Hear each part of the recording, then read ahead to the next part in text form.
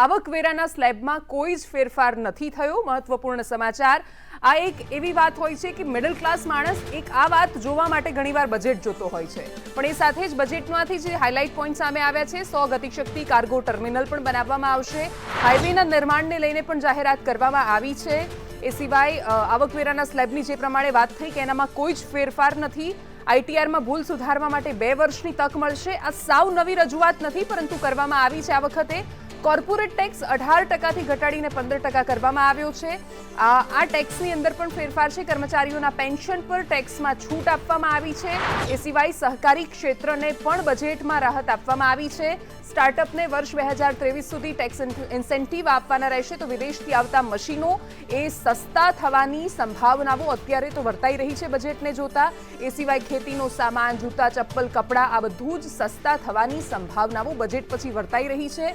હીરાના ઘરેણાં, ચામડાની વસ્તુઓ એ પણ સસ્તી થઈ શકે છે. બજેટમાંથી જે પોઈન્ટ્સ આપણી સામે નીકળીને આવ્યા છે આ છે શું સસ્તું શું મોંઘું. દરેક વખતે એક આ પણ નજર એના પર રહેતી હોય છે. તો ચામડાની તમામ વસ્તુઓ સસ્તી થઈ શકે છે.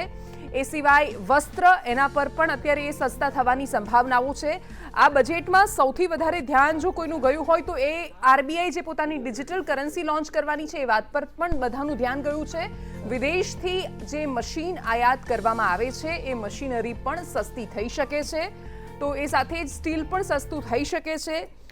જે રીતે અત્યારે આપણી પાસે સસ્તું શું થશે એનું લાંબુ લિસ્ટ છે, પણ સામે આપણે શેર માર્કેટ જોઈએ તો એ પ્રમાણે પ્રતિસાદ તો નથી મળી રહ્યો આ બજેટને. આભૂષણ પણ સસ્તું થવાની સંભાવનાઓ છે. અત્યારે ઇમિટેશન જ્વેલરી પણ સસ્તી થઈ શકે છે. એ સિવાય હીરાના ઘરેણાં પણ સસ્તા થઈ શકે છે. ખેતીને લગતો સામાન એ પણ સસ્તો થઈ શકે છે. પરંતુ જ્યારથી જીએસટી આવ્યું છે ત્યારથી આ બધા જ સામાનો જે સસ્તું મોંઘું એ જીએસટીના આધાર એનો ઘણીવાર રહી જતો હોય છે ખૂબ મોટો. હીરાની જ્વેલરીનો પણ આમાં સમાવેશ થાય છે. ખેતીના ઘણા બધા સાધનો એવા છે કે જેના પર 28% જીએસટી લાગતો હોય છે, અને એટલા જ માટે એ ઓજારો તો એમ પણ મોંઘા રહે છે. મોબાઈલ ફોન સસ્તા થવાની સંભાવનાઓ છે. એક બાજુ 2022માં 5Gની જ્યારે જાહેરાત કરવામાં આવી છે ત્યારે એની વચ્ચે મોબાઈલ ફોન સસ્તા થવા એક સારી નિશાની અને માની શકાય.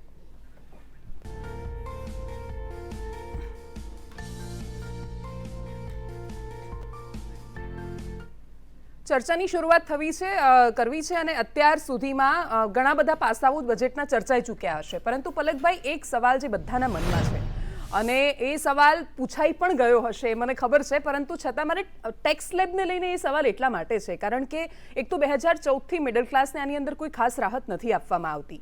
બીજું 5 લાખ સુધીની જે આવક છે આપણે 1000 પ્રકારના ઇન્ડિરેક્ટ ટેક્સ આપતા જ હોય છે લોકો, અને એની વચ્ચે જો તમે આટલી રાહત જો કદાચ આપી હોત તો એવું નથી લાગતું કે ઘણી રાહત મળી શકતી હતી.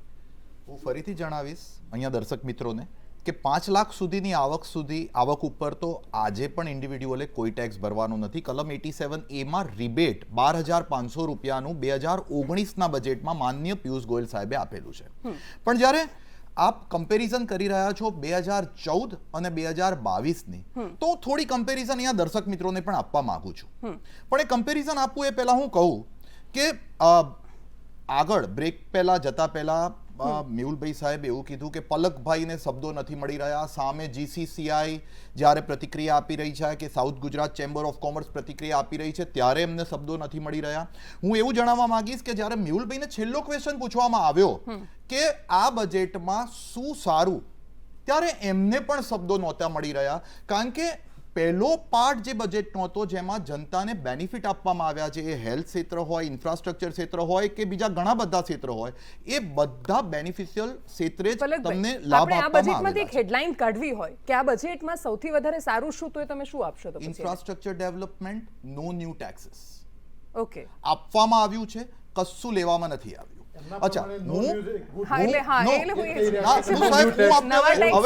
હું તમને 2014 જોડે સાહેબ મારી પાસે નહીં, આપણે જીસીસીઆઈ ની પ્રતિક્રિયા જોઈ, બરોડા ચાર્ટર્ડ એકાઉન્ટન્ટ્સ ની પ્રતિક્રિયા જોઈ, south Gujarat chamber of commerce and industry ની પ્રતિક્રિયા જોઈ. સાહેબ એ ભૂલી જઈએ આપણે.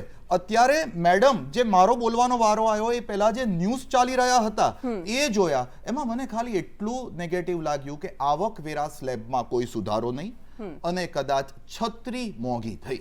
એના સિવાય મને કોઈ બીજા નેગેટિવ ન્યૂઝ નથી લાગ્યા. તો આ શું બતાવે અચ્છા, છે? અને ક્રિપ્ટોને લઈને મેડમ, સમજવું છે. હું આવું તમારી પાસે, પણ ક્રિપ્ટો એક તો પહેલા તો મેડમ, એને મને comparison એક કરી દેવા દો. regulate- 2014 જોડે બહુ કમ્પેરિઝન થઈ રહી છે. ભારતીય જનતા પાર્ટીની સરકાર બની ત્યારથી બહુ કમ્પેરિઝન થઈ રહી છે કે આવકવેરા સ્લેબમાં કોઈ. મને 2 મિનિટનો સમય આપો, હું સમજાવું શું ચેન્જ છે.